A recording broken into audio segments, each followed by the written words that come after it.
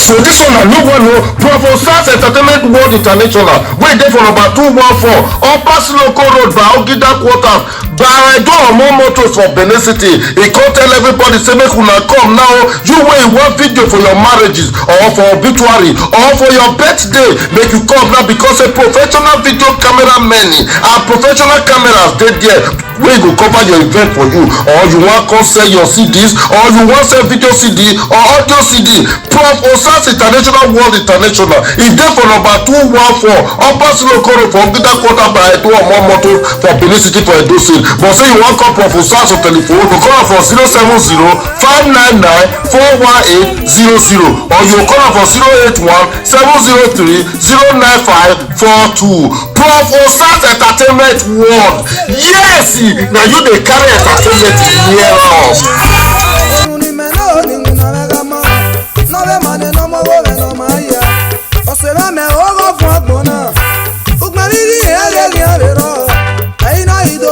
Baba mi na we ni me pa ya konare na we on oni gbe kayan na we ni me te ni ya tomo to sale ku me babi am o sanera baba mu ali no ni na baba mu baba no gbe na no baba mu baba no na pe ni me video baba mu o sanera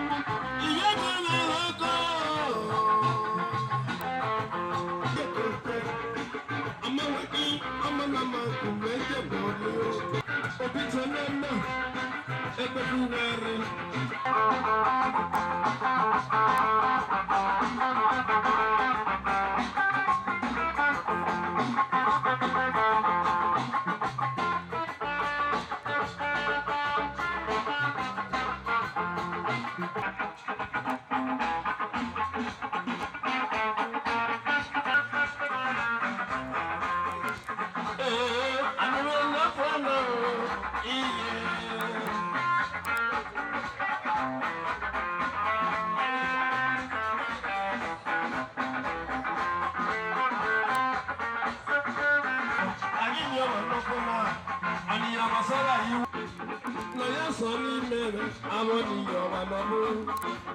Lawyer Sonny Mary, I'm on top of one. I'm going to let go of one. No, you quit my soul.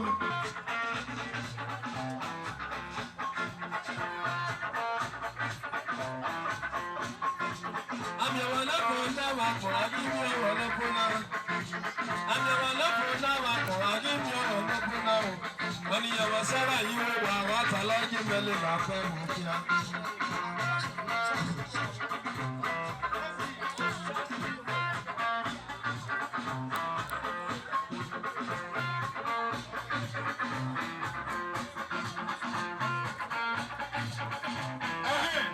Anyone will now remove.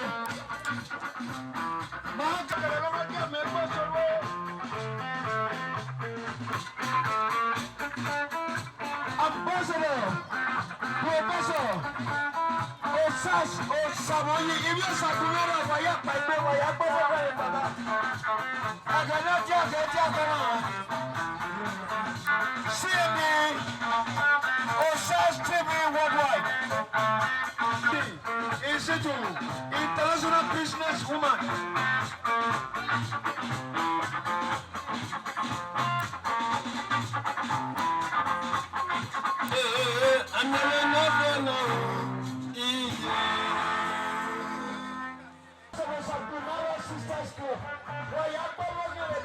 Ambassador, Professor, Osas Osaguimaro, MD and CEO, Osas TV worldwide.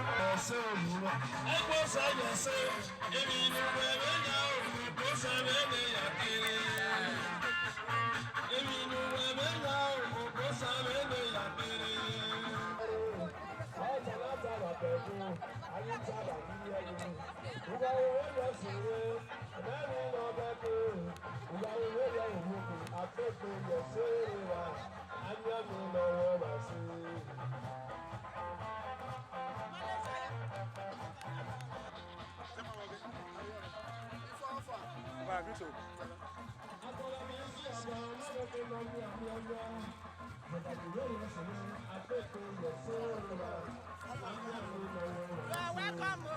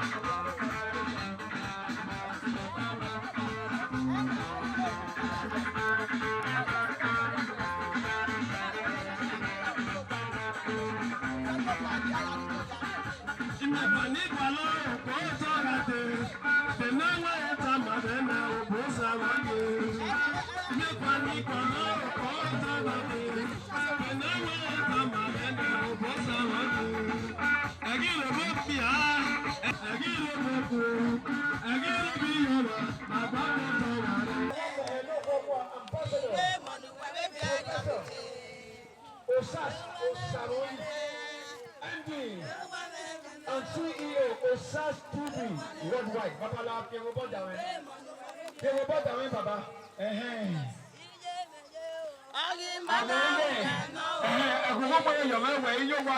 Mrs. Mercy Situ, international businesswoman.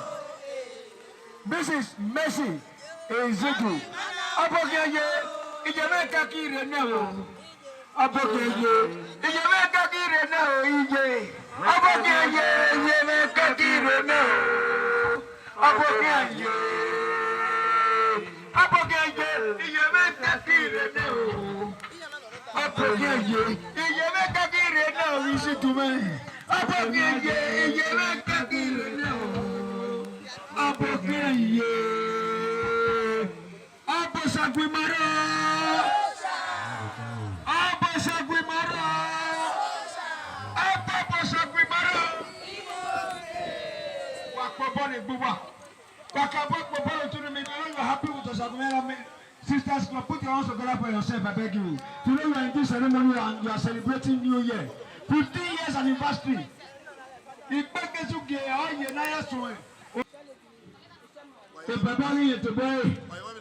Ambassador Professor.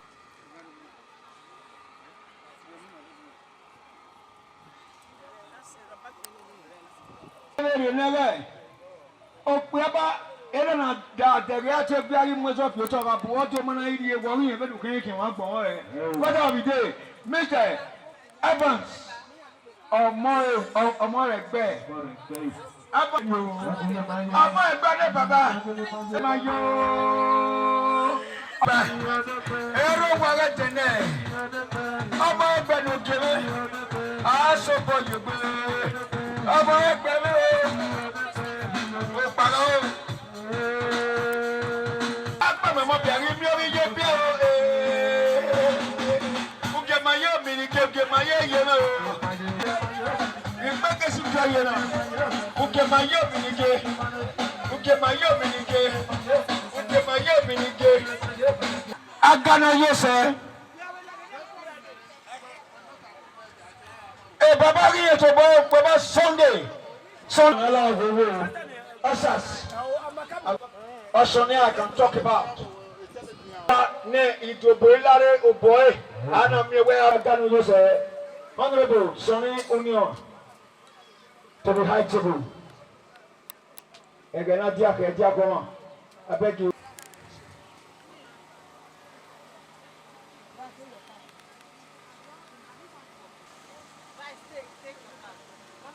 Awana nye ke mo balo ke se we unto na ka bo mo nyu.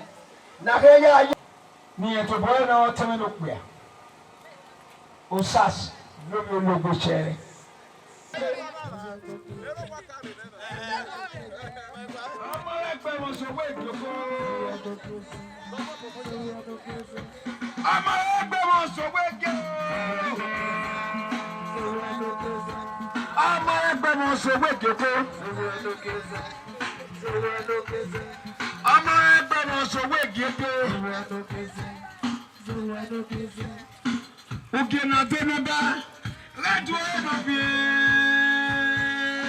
Osaguimaro Sisters Club. Ugena donoba. Lari to nanobio. Ugena donoba. Radro nanobio. Ugena donoba. Adro nanobio. Ugema yemi. Osaguimaro Sisters. I want to say thank you. Ada Osaguimaro. Senagi alubazuba aguwa meme ni bo senagi alubatuba anagato se alubatuba azekeri yimano afeko eno ya okeruwa onda egera ti akoro ori ni super song salobo anola wo igo ni oh, he allow about the name. Kati CEO.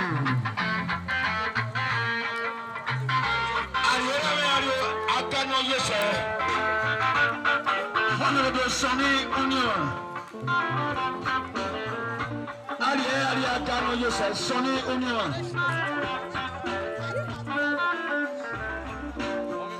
Nala Wero.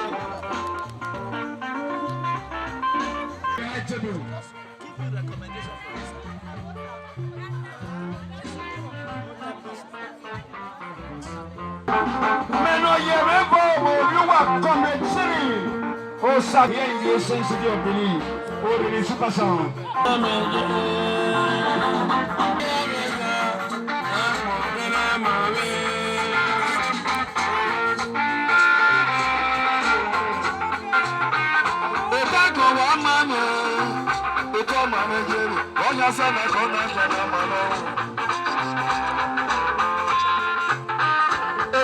One man.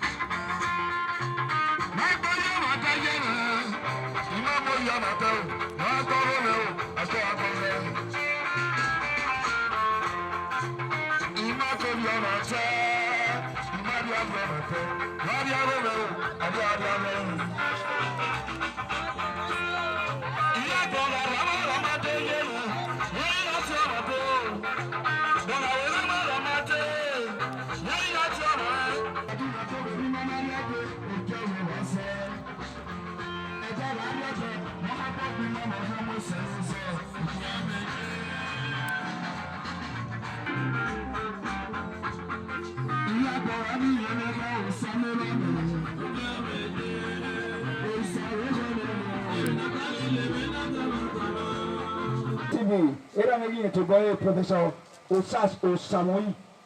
Aga eva kotane amiri ugena. The television ya pe no iro tag mono ya pe. Era me Professor Osas Osamoi fi go boda me. O we se baba. Me ye ko ri na me kena se ge so se me ni kata ba. Edene no ipede no ge wo. We cannot come 2026. Osaguimaro Sisters Club of Nigeria International. I don't do get upe kesuge. Na ya motuna go.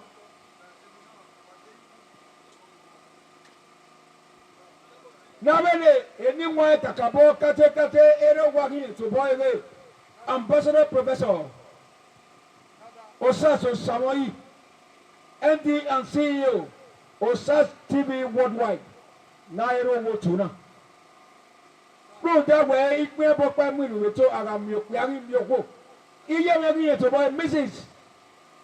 Bessie is Zidu, international businesswoman, or Iyo Wotuna. Ena yuko barrier, Bano Tuna Mekena Cabo, Dogban Yamba, Baba Wawesi. And then another Cabo tag that way, can 7 hotel Nigeria security wise. Nala anambe kena se ge we so kwame no kan ye me na bo my comrade Cyril Osaguimaro no bi ama asino accountant with Stella Passenger Hospital under the Edo State government, and I'm privileged to anchor the ceremony, and the music background will be led by my brother or the super sound led by my brother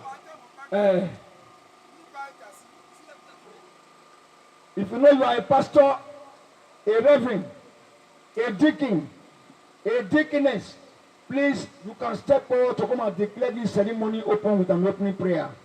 For only 5 minutes, while my cameraman worldwide, led by Osas TV, is on ground to capture you by the special grace of God. Now, in the next 2 hours, worldwide, Osaguimaro Sisters Club will be shown across the globe. If you know you are a pastor, a reverend, a deacon, or a deaconess, Sonny Onion, popular known as Prolongation, as far as a car is concerned, a registered agent, if you want to buy a land that is genuinely purchased, you can meet Union Enterprises, Sonny Union. I beg our ushers, I beg your pardon. Praise the Lord, somebody. Please, shall we rise to our feet? I went back by Mudiana Mekena when you are a child of God, I beg you, With all due respect, stand up to allow mommy to declare this ceremony open. As we honor God this evening, we are grateful. Oh Lord, we are grateful, Lord. We are grateful. Oh Lord, for all you have done for us. Hallelujah. We are grateful. Oh Lord. We are grateful on behalf of Osaguimaro Club, today marking 15 years of this gathering. I say, the Lord who started it with you, it will begin with you and it will begin with you in the mighty name of Jesus. Against that background, I'm laying the heart to read the verse for this Osaguimaro Club. Jeremiah 30:19, and I read, and out of them shall proceed thanksgiving, and the voice of them that make merry, and I will multiply them, and they shall not be few. And I will also glorify them, and they shall not be small. That is your portion, Osaguimaro, in the mighty name of Jesus. You will not be few. God will begin to multiply you in the mighty name of Jesus. This evening, we declare this ceremony open in the name of God the Father, in the name of God the Son, in the name of God the Holy Ghost. But I pray for everyone that came to celebrate with Osaguimaro Club. Every one of us will arrive at destination safely in the mighty name of Jesus. Cover this arena with the blood of Jesus. The event with the blood of Jesus. The substance with the blood of Jesus. For in Jesus' name I pray. Allah wo na gbalo pe ni na mo ari e agano yo se nebo che high table. Na me ke na bere yo to. Na ya yeru na tueru ko e. If you Osaguimaro Sisters Club. For only 5 minutes. Osaguimaro Sisters Club.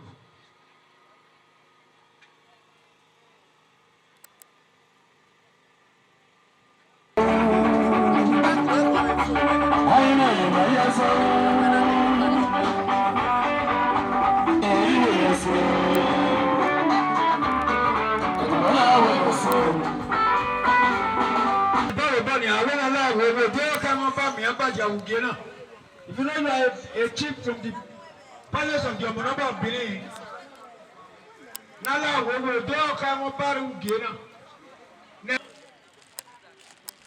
Ero babo tuna. Our chief pasel yo no mane ko emu o ye to boy win by. Nala will do Ambassador Osas, Osamoyi. Ekoko mo yo me o we ka sound. Let's go.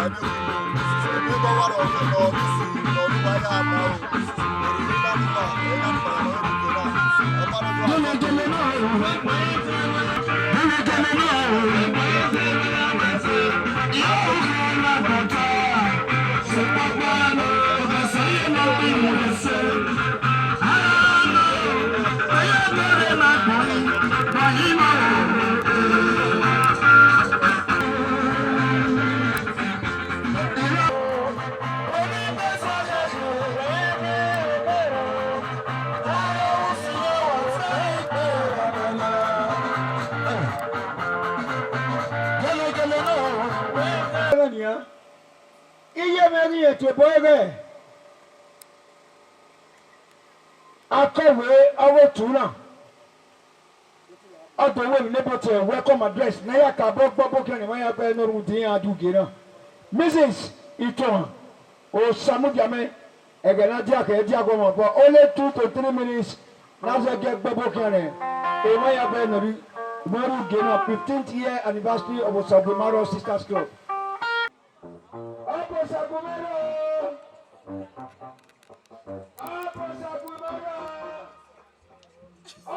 Osaguimaro. Yes.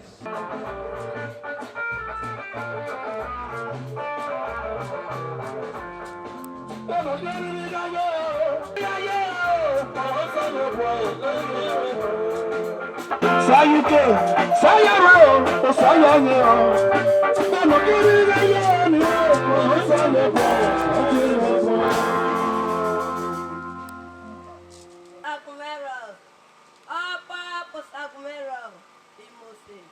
We the Osaguimaro Sisters Lady Prof welcome you all to this anniversary 15 years in Jesus' name. Amen. You all are welcome. We are celebrating 15 years today.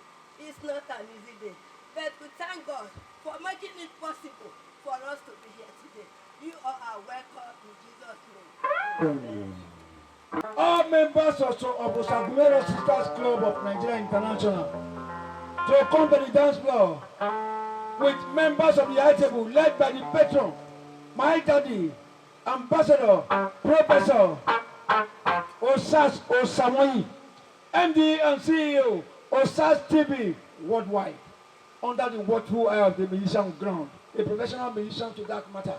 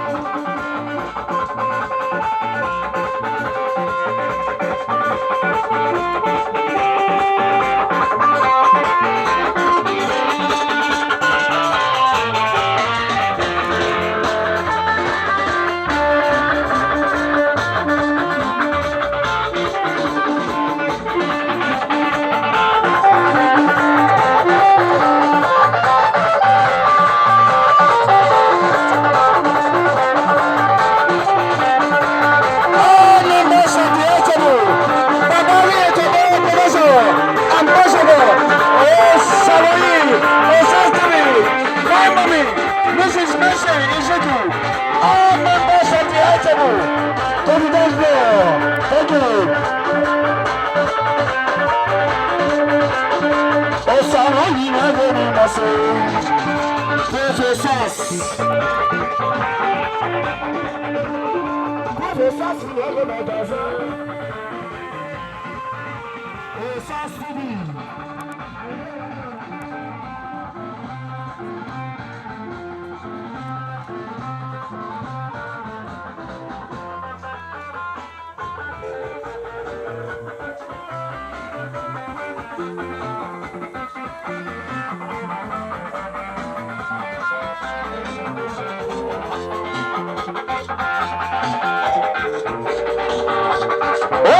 Ni Mosela Ododo. Come here, Prof. Osas. Ojo no so ìdílé Samaka. Ayọ̀rọ̀ méjì, ayọ̀rọ̀ méjì náà, ayọ̀rọ̀ méjì. Wọ́n ṣe ìrọ̀lẹ́ sọ́wọ́ náà nìkan. Wọ́n náà wọ́n sọ́wọ́ náà nìkan. Wọ́n náà ló yẹ gbé.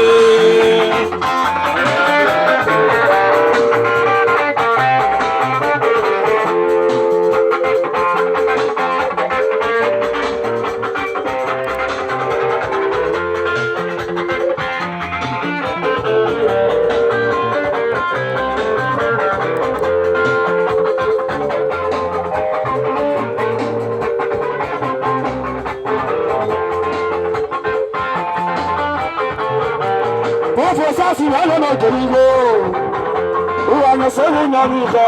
Ọgbọ̀n yẹn Mrs. Ẹ̀sán Izuku, international business woman. Èmásì nìyẹ náà, èmásì nìyẹ. Prof. Osas, èyí sàwọn yìí. Gbogbo ẹsẹ̀ lọ́wọ́ náà gbọ́dọ̀ lọ́rọ̀, ẹ̀yin náà Nàìjíríà, àwọn àgbọ̀nà náà wúlò fún un.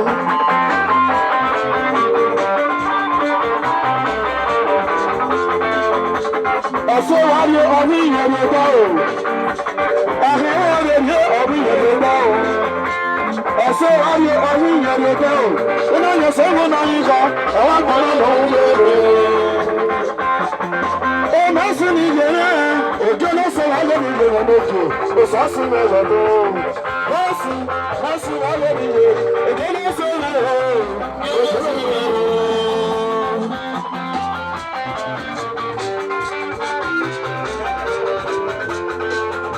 Eka bena je hu no ya wa ni, ino ko da bo ni no ka ko te le no wo ko. Ya no ko na mo ko mo ni wa ni, wa wa se mo na wo ko, awa bo na wo ni le. Kọ́wákọ́ wa máa gbọ̀ ọ̀rọ̀ wọ̀ sí i, wọ́n fẹ́ gbọ̀ ọ̀rọ̀ wọ̀ sí ẹ̀yìn ìpèsè.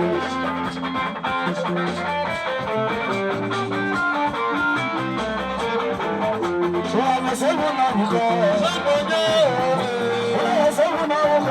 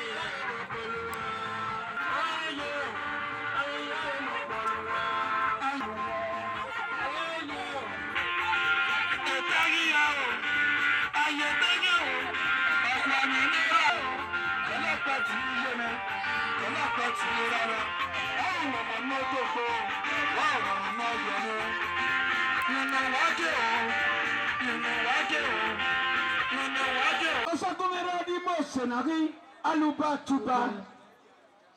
Osaguimaro ni mo senari alubatuba.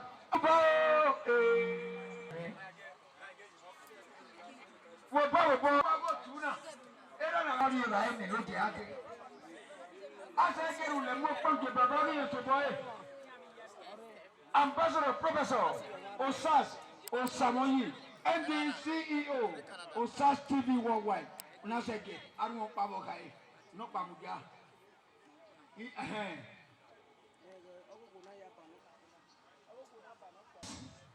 Esagele mayo bi pe mi. E mayo sagele mayo. Mo pagao. Pẹ̀lú bí ó lè jẹ́ pé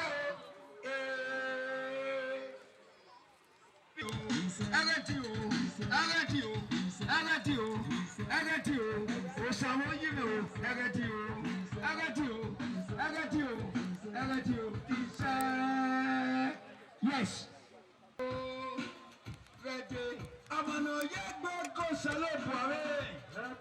Amano yegbe ko salo buare.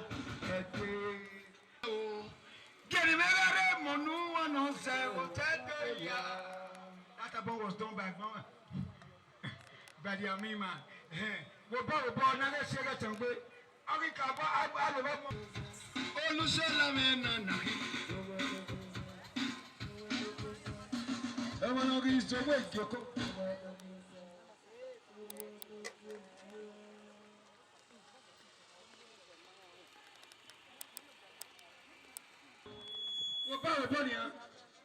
a Bavarian to buy as a game of my game, Mr. Osas.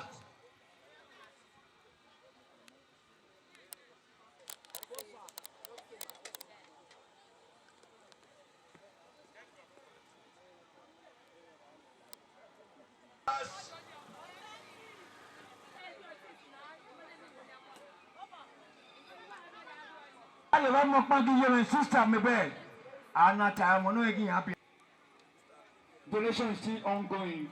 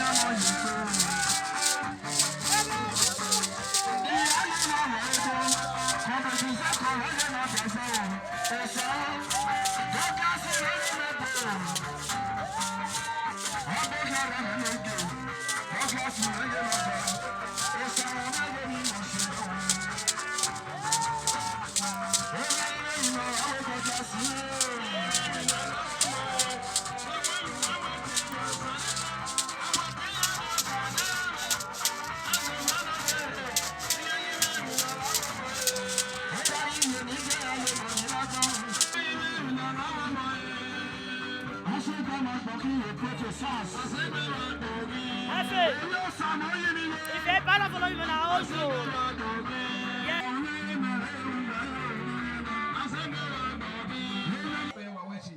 General dance for only 30 minutes. My brother in the music industry, already super sound, is ready to give us the best entertainment. Thank you. Bola, walking.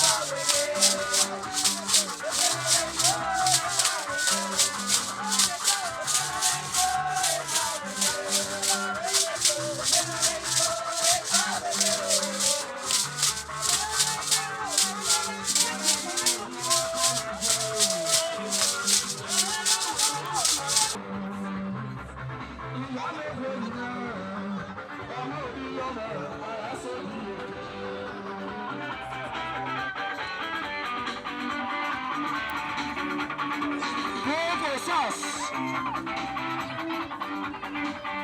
Oyes àwọn yìí nílé. Wọ́n lè ràn náà wá kọ́ bàtà.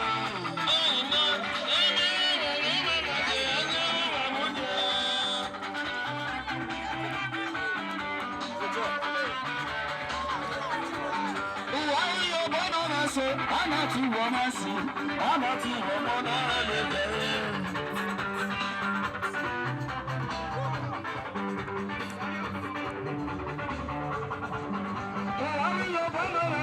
Ọ̀nà tí wọ́n máa sùn, ọ̀nà tí wọ́n mọ́ náà lè bẹ̀rẹ̀.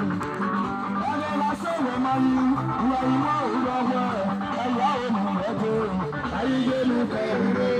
Ẹ̀yà iṣẹ́ wọ́n máa yí, ìwà ìwà òwúrọ̀ ẹ̀yà tí wọ́n máa dọ̀, ayíyélu kẹ̀rẹ̀. Wọ́nà tí wọ́n máa dọ̀, wọ́nà òmù ẹ̀jẹ̀, máa gbé ní mẹ́nu mẹ́nu ẹ̀ṣẹ̀ ìwẹ̀ mọ́ jẹ́.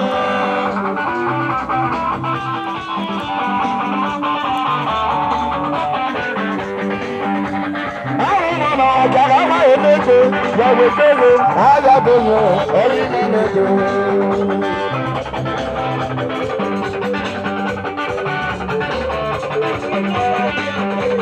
Ọjọ́ wáyé kọ̀wọ́, ẹ̀mí ọ̀nà náà sàlàyé, ọmọ ọ̀dọ̀ ìṣe, kọ̀sá ọ̀dọ̀ ẹ̀kọ́, lọ́la tó wáyé rẹ̀ bọ̀dá. Owó ní ọmọrin.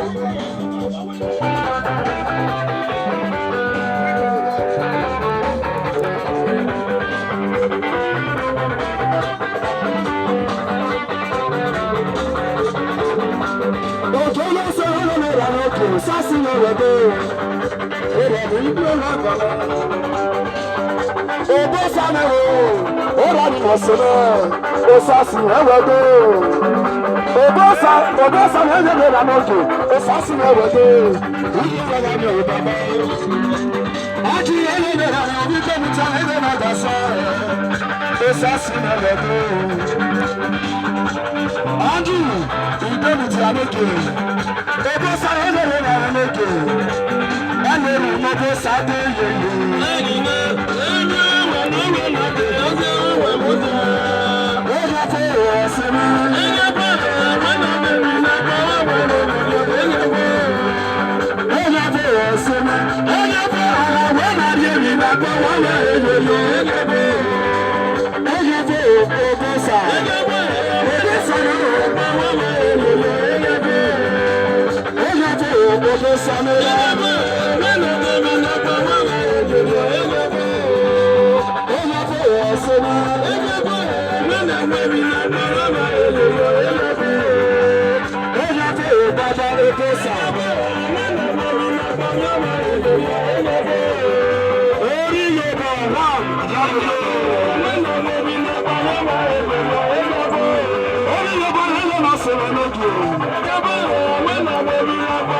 When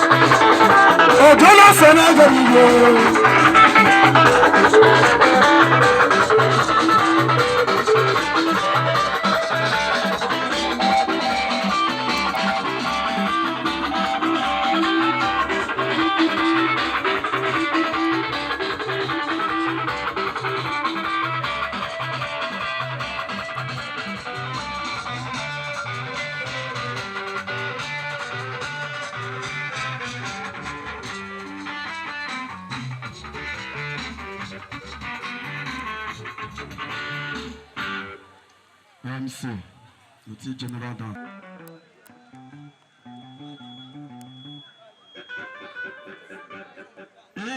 Ebi Osaguimaro, when I do travel, why tiny a diagwe, a cabbage, secretary, treasurer, general dance. A Maya band only got away, he to get to general dance.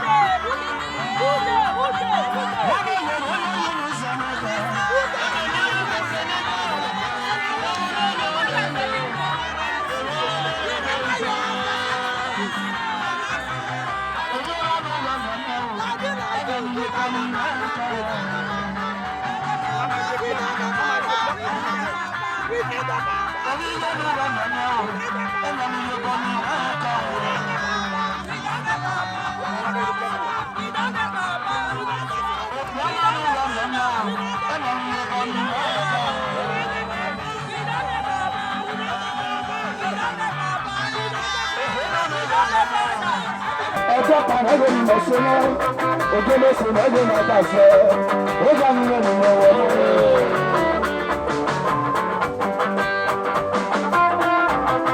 Blessing, blessing, blessing, sister blessing, ẹ̀jọ̀ kan ló lórí yé mi.